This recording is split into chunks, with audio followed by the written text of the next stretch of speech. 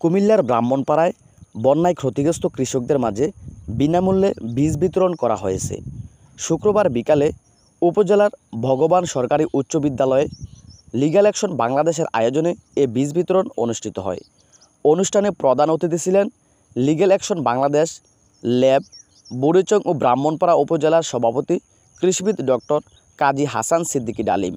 বিশেষ অতিথি হিসেবে উপস্থিত ছিলেন লিগ্যাল অ্যাকশন বাংলাদেশ বুড়িচং ও ব্রাহ্মণপাড়ার মানবাধিকার কর্মী এম এ কাইয়ুম, সহসভাপতি আদিক চৌধুরী, সদস্য কাজী সাইফুল।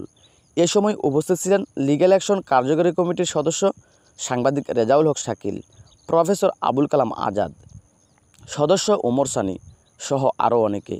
এ সময় 3 ইউনিয়নে 150 জন কৃষকের মাঝে বিভিন্ন শাকসবজির বীজ বিতরণ করা হয় এবং বিভিন্ন খাদ্য সামগ্রী বিভিন্ন কাজ করতে যাচ্ছে এবং আমরা এখন বিভিন্ন কার্যক্রমের সাথে সম্পৃক্ত চাচ্ছি। সেটা হচ্ছে স্বাস্থ্যসেবা।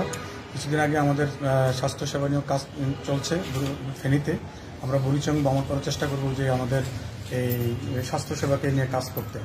আমরা এই মুহূর্তে আমরা চাষিদের মধ্যে কৃষকদের মধ্যে আসলে সবজি বীজ বিতরণের জন্য এবং বুড়িচংয়ে আমরা কিছু অনুষ্ঠান করে এসেছি এবং এখন আমরা বিপাড়াতে আমরা আসি। আমরা চেষ্টা করব যে কৃষকদের সাথে যেন আমরা পরবর্তীতে আরও অনেকগুলো কার্যক্রম করতে পারি এবং কৃষকদের জন্য আমরা জানি যে কৃষি বাঁচলে আসলে দেশ বাঁচবে। কৃষকরা খাদ্য সংসম্পন্ন হলে আমরা নিজেরা খাদ্য সংসম্পন্ন হব। তো আশা করি আমাদের পাশে সবাই থাকবেন। আমরা চেষ্টা করব লিগ্যাল অ্যাকশন বাংলাদেশ আপনাদের পাশে সবসময় পাশে থাকে। আপনারা আমাদের পাশে থাকলে আমাদের কাজগুলো আরো সহজে সমাধান হবে। সবাইকে ধন্যবাদ। আসসালামু আলাইকুম।